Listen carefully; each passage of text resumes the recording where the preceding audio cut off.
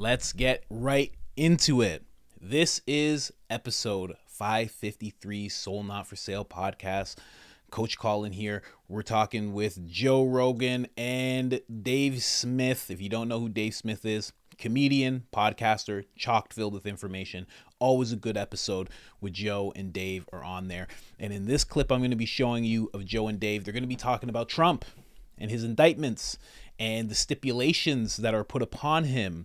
As if you don't know, he just finished going to Atlanta, taking his mugshot, doing all of the stuff that they would have a criminal do. And now there's stipulations on top of the bond. When they set a bond for a certain amount of money, it's the bond instead of jail. Instead of having to sit in jail till your trial, you have a bond, you pay the bond, and now there's stipulations. They're going to discuss that. And Dave Smith's going to really paint a picture, to me, what I'm reading from this, that shows why Trump is so angry. In his interview with Tucker Carlson, he conveyed so much anger. People were like, he keeps clinging to the past, and I completely understand why now. I really, really get it. And I'm going to be showing you some clips of, let's just get right into it. It's going to be clips of him going to, leaving New Jersey, going to Atlanta, giving his first public speech since the whole incident, we'll call it, since the fourth indictment, since leaving the police station. And then I'm going to show you some images that the mainstream media doesn't want us to see. It has to do with the black community and how they feel about Trump. So let's get into that. Before I do, of course, I got to show you the presidential mugshot. I did bring that up. It did happen. Get yours now. I decided to go with Trump 2024. A lot of people went with Free Trump on their shirts, on their memes and whatnot. But that's something that you say for a criminal. And this man is not a criminal. This man is going to be the president of the United States. So I don't want to depict him like that. I just want to just Trump 2024. That's what it's really about.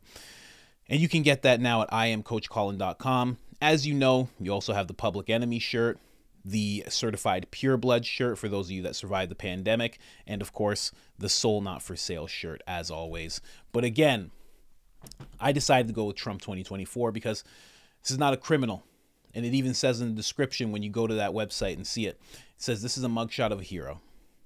Honestly, this is him exposing how deep it goes, how draconian it really is. A lot of people, when you compare what's going on to things like to places like Russia, a lot of people fight that and they go, it's not like that. It's actually great here. And it's true. It is great. America is great. Greatest nation in the world. But there are people right now who are in power who would see that freedom and greatness and liberty dwindle away if they had the choice, as long as they were able to maintain a stricter amount of control on the people.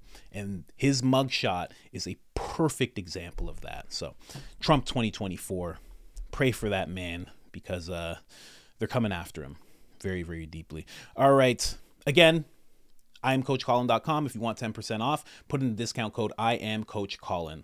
That's it. All capital letters, all one word, one L in the name Colin. That gets you 10% off. Get your presidential mugshot gear right now. But let's get into these clips. Let's get into this one first. This is Trump actually leaving New Jersey, heading over to Atlanta. Historic moments. Historic moments. They really, really are.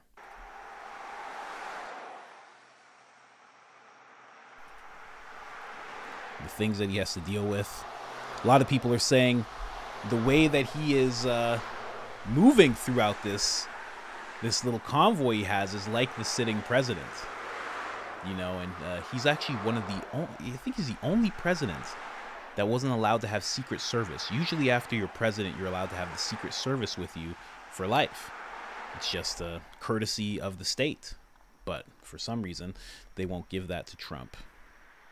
So that's him leaving, escorted by the good men and women in the police force and the Secret Service. Well, not Secret Service, his hired security.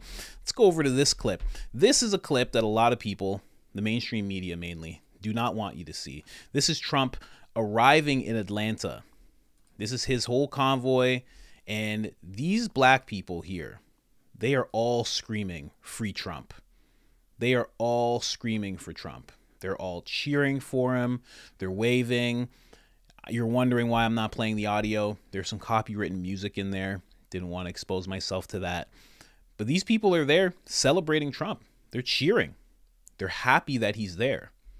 And it's just something that, you know, you're not going to see on MSNBC. I just wanted to make sure people actually saw this because it's actually a beautiful sight. You know, I'm reminded of Robert F. Kennedy talking about his father and when his father passed, and it was a tragedy, but they brought his body through a lot of different places and everybody came out to pay their respects. Black, white, old, young. And Robert F. Kennedy Jr., he celebrates the fact that his father was such a great man that he was able to bring all people together. And, you know, and that's what Robert F. Kennedy himself aspires to do. But it's lovely to see that's what Trump is doing right here in this clip as he arrives into the state that is making him take a mugshot and fingerprinting, just treating him like a criminal. Just terrible. But something beautiful came out of this terrible moment. Let's go over here as well. This is some wonderful commentary here. Y'all be talking about y'all gang. This gang. This man rolled up with all his people deep. Flew in, rolled through the city. Deep. I'm talking about gang. Donald not playing. GOP. Donald like gang.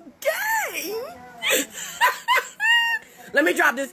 Ride with me real quick. Y'all, I gotta take this ride. I gotta take this flight and this ride real quick. Drop this 20 grand off to these folk since they hooping and hollering. You know what I'm saying? Look at this man riding through the city. Do you hear me?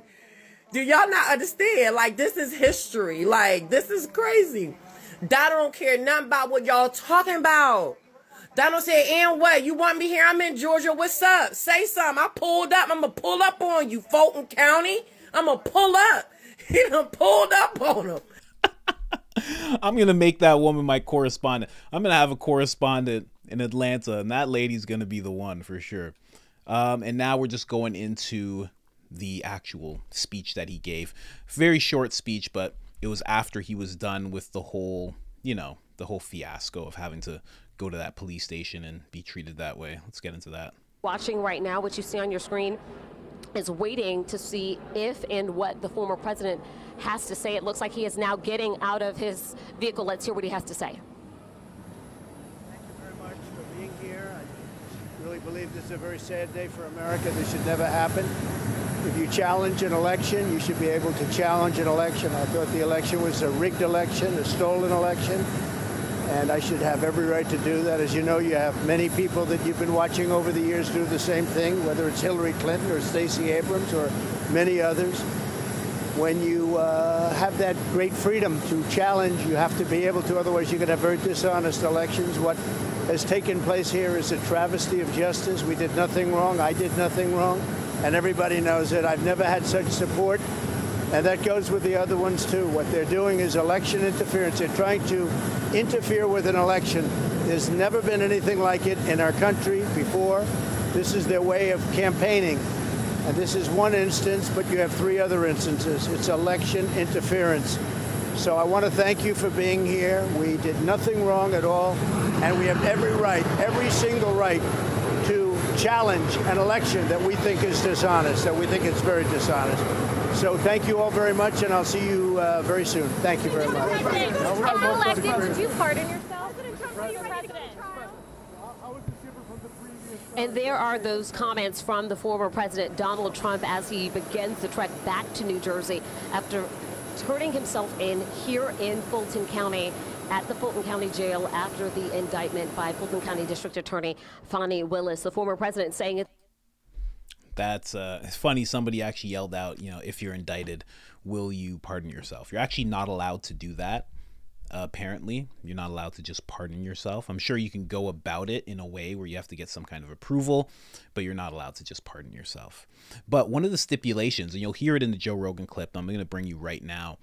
One of the stipulations is that he can't be on social media discussing the case, which is wild. It means that he can't defend against what the mainstream media is trying to make the public think. So the mainstream media gets to say their side and gets to paint him as this criminal, but he does not get to rebuttal that and say that this is wrong and this and that. He's not allowed to comment. So he's not allowed on social media.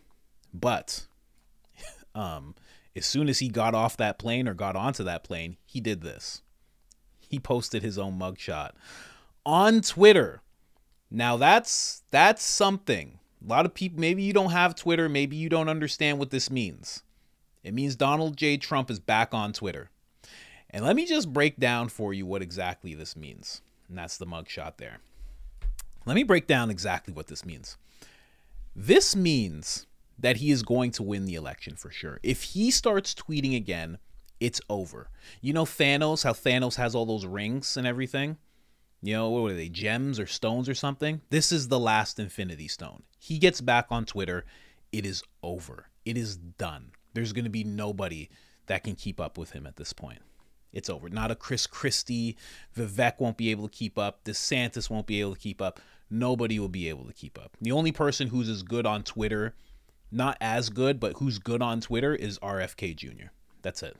That's it. Everybody else is just nothing on Twitter compared to Donald Trump. So that's a big statement for them to say, hey, you can't be on social media. And for one of the first things he does after that small speech that he just gave is go on to social media, kind of shows something. A big middle finger to the establishment, if I say so myself. Let's get into this Rogan clip.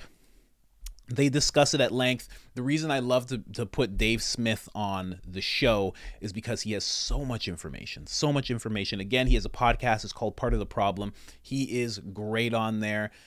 So much info when it comes to the Russia-Ukraine conflict, China, the geopolitical stuff. Like he's just, and he knows a lot about the past and connects it to what's going on today. It's just great.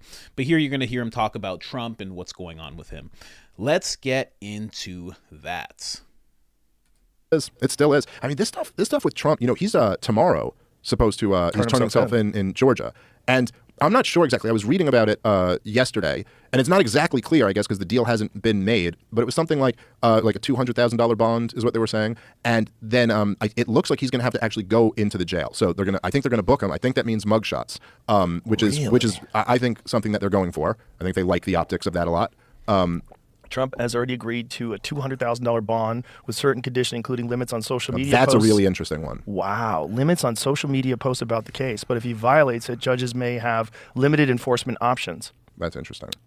So this is one thing that's much different than any of the other indictments. This is the first time that a judge has said, and you know, they can do this crazy stuff that seems wildly unconstitutional and just a very basic violation of liberty is insane to me. But they can have like these gag orders, you know, like Roger Stone, when he was first charged, was not allowed to speak about it. Like you can't defend yourself publicly. You can't speak about the case, and they're allowed to do this. They go, we'll throw you in jail if you speak about it. It's kind of like this weird system where once they agree, they kind of have the right to keep you in jail until your trial legally. And so if they release you, they can say, well, these are the conditions. And it can kind of be anything, you know. But the idea that you could say, well, okay, you can't defend yourself publicly. You know, you can't post on Truth Social or Twitter or whatever about this. Yeah. Is such a weird thing. If you believe in liberty at all, it's a weird thing because liberty is kind of predicated on the presumption of innocence. Like if you don't have the presumption of innocence, then there's no such thing as freedom. I mean, you could say we have freedom, but if I accuse you of something, you're guilty. Right. Then you don't have any freedom. So supposedly, we're innocent until proven guilty. So Trump's innocent of these charges, and yet they can still tell you you're not allowed to post this. You're not allowed to say this. But what's particularly interesting in this case is that this just smells a lot like election interference. Because from the political standpoint, if this is the biggest national story of a presidential race, and Joe Biden can say whatever he wants about it, or the Democrats can say whatever they want about it, but Trump isn't allowed to defend himself, like he's not allowed to comment on it at all. Right. That seems like you're rigging the system. It sounds like the conditions are more about it says intimidating witnesses and stuff like that. Yes, that's what they say. What the judge and I don't think we know all the details of this, but what the judge says was that you can't post anything that would be intimidating about this case. But where exactly do they draw those lines is a question. To post on social media, reposts on social media. Of posts made by another individual on social media. Go back to the top of that. Look how it's phrased here. As part of the conditions, Trump will be prohibited from doing anything a judge could interpret as an effort to intimidate co-defendants or witnesses, or otherwise obstruct the administration of justice. You know what it reminds me of is when Mueller finally released that report where he basically said they had no evidence of any conspiracy with Russia. Right. But then, as like a to throw a bone to the establishment and not make them look as bad as it made them look, he said, well, here's 10 instances where he could have maybe obstructed justice. Like, he didn't like say he did, but he was like, here's the instances. And one of them was, and I shit you not, you can go read the report. One of the 10 instances was that he kept referring to it as a witch hunt. So like the fact that he kept saying this is bullshit, like I'm not involved in a conspiracy with Russia, and everybody knows that was him potentially obstructing the investigation. Wow. So it's like if I say you murdered somebody and you go, that's absolute bullshit, I didn't murder anybody, and you're like, you're right, you didn't, but you just obstructed justice. Wow. Like, how insane is that? It's so just crazy. Go, you're right, we did make that up about the murder thing, but when you said you didn't murder anybody, you know, they said firing Comey was one of them, because he fired the FBI, the director of the FBI who was investigating him at the time. But then Comey said that he told Trump he wasn't investigating him. So now maybe Trump figured that out, but he had told the president he wasn't investigating him, even though he was, and Trump fired him. Why did Trump specifically fire him? You know, okay, so Comey was the FBI director. The first time they meet, and Comey was the FBI director under Obama, you know, so he was still there. It's not like Trump appointed him. He was already the FBI director. So the first time they meet, Comey presents him with the Steele dossier.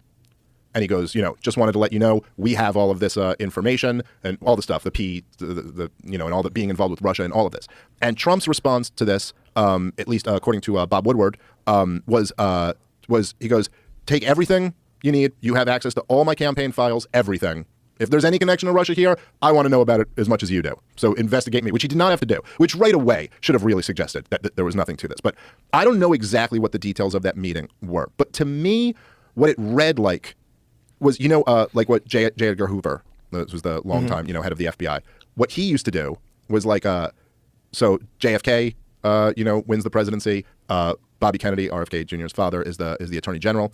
He comes into a meeting with J. Edgar Hoover, and J. Edgar Hoover goes, hey, listen, just want to keep you up to date on some intelligence. I have these pictures of all of the chicks who your brother's sleeping with.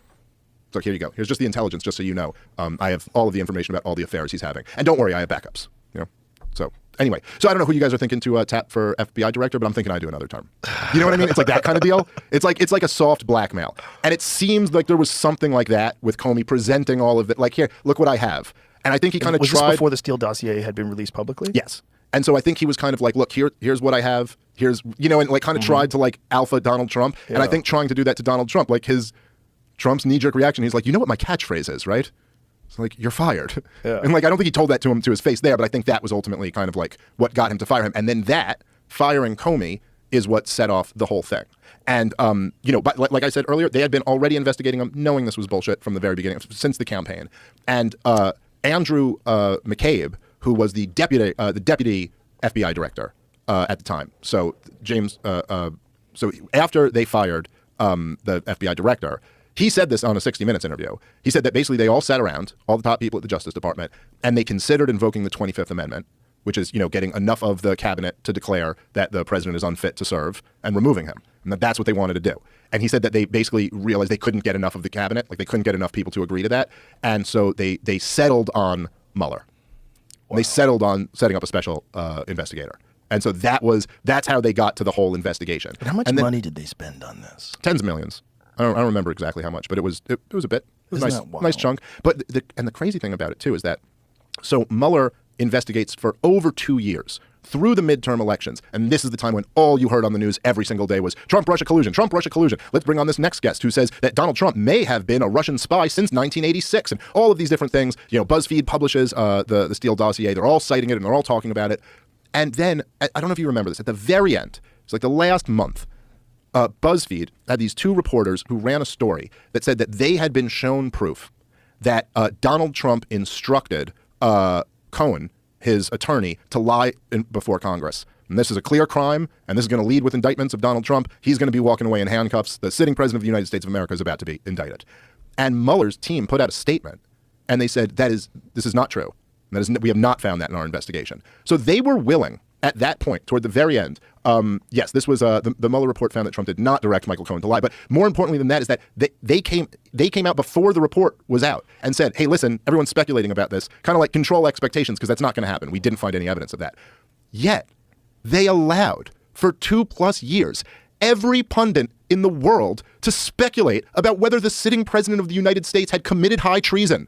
And he never came out and said, hey, guys, that's not where our investigation is pointed at all. Like, cool it with that. He let everybody say that through the midterm elections and just through the first 2+ years of Trump's administration. Just let that hang over him, even though clearly he never had any evidence pointing in that direction at all, which is insane. It's like, it was like the biggest story in the history of the United States of America, if it was true, that the sitting president is actually a Russian agent. Like, there's nothing bigger than that ever. But the actual story is almost as big, which is that the intelligence agencies framed the sitting president for treason.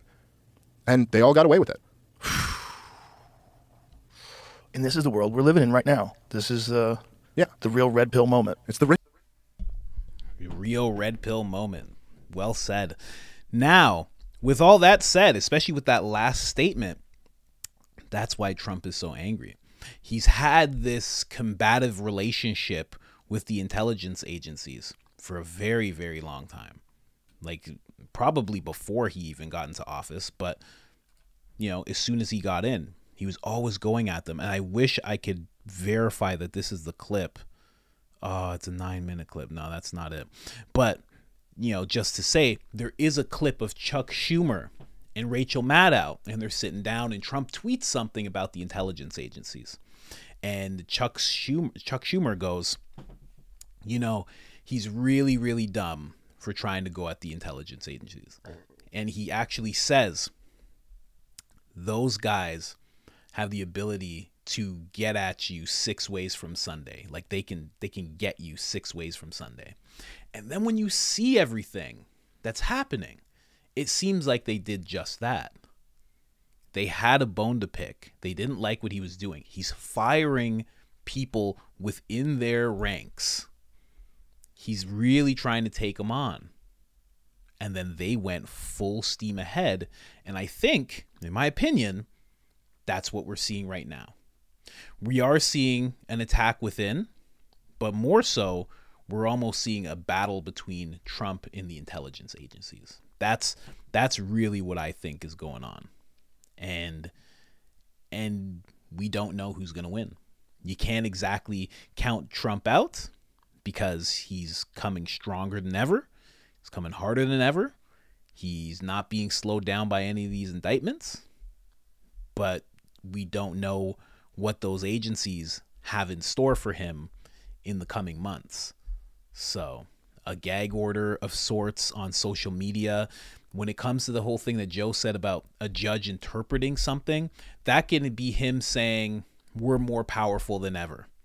And a judge can go, well, any person who sees that, any witness who sees that, they could take that as intimidation. You can't say that. So when it comes to, it's a bad place to be in when you're under the will of someone else's interpretation of what you're saying. Especially when you're as bombastic as Trump, you're willing to say, you know, a lot of different things towards what kind of power you're able to wield. He's been talking about that for a while. And again, the first thing he puts out is election interference. And when he says that, he's summing up the mugshot, like what the mugshot is. But they just don't realize what they're doing. They're playing the old game. Lock up, get a politician in trouble, and everybody's gonna just run away from him. But it's a new generation of people who are voting. It's a new generation of people. Like the whole side that's on Trump's side, they're looking at this going, huh, you think this is gonna make me run away from him? This is gonna make me go harder for this guy. This guy's amazing. You know, Bill Maher, as silly as he sounds in some of the recent podcasts I saw with him, he is right about Trump. He was like, he's like a rapper. Like he gets arrested and people like him even more. And it's very true. It's very true. But it's not because they like a criminal. It's because they understand what's happening to him. We've been seeing it too many times with cancel culture. Somebody speaks out. I've talked about this so many times. Someone speaks out against the narrative. They get branded racist, misogynistic. They're this, they're that, anti-Semitic. They get thrown everything. Like every single name gets thrown at them. And then people try to cancel them. They try to deplatform them. It never works. Because now we're at a time where I don't just have to go with what NBC says. I don't have to go with what ABC says. I don't even care what CNN has to say. I can just go and watch 10 videos about the whole subject and get a whole breakdown of it. And then if I want to, I can go to NBC and I can see everything they're lying about. Because now I've done my own research. It's part of the reason why they don't like us doing our own research through the past, 4 or 5 years. They don't like when people do their own research, because the conclusion that we come to could be different than the conclusion they want us to come to. And it's clear what conclusion they want us to come to in regards to Trump. They want us to think he's a criminal. Oh, man. But a historic day. Historic day yesterday. A lot of people, because we get so much information thrown at us every single day, very historic day. The president, a former president, got indicted, got brought into a police station, got his mugshot taken, is getting threatened with hundreds of years in prison. And that same person is not running scared, is not hiding, is still running for president, and seems like it's a lock that he's going to win. They would have to shoot him they would have to do something to him for him not to win this election. I think it's solidified. I don't know what's going to happen in the coming months. No one does. But what else is going to happen other than he wins? Let me know in the comments. Let me know in the comments what you think of this whole situation, what you think of everything Dave said. Again, he has a podcast called Part of the Problem. This is the JRE. This is episode 2025. If you want a timestamp, I'll give you one. It goes from 1 hour, 0 minutes, all the way to 1 hour, 11 minutes. All of that's when they break it down. And if you go about 55 minutes to the way back, and then you go up to maybe an hour, 20 minutes, you get a whole chunk of everything that's going on with Trump. There's way more to it. And other than that, like the video if you haven't liked it already. Subscribe if you haven't subscribed already. We're making 1 to 3 videos a day. No one else is doing that. Other than that, I'm out.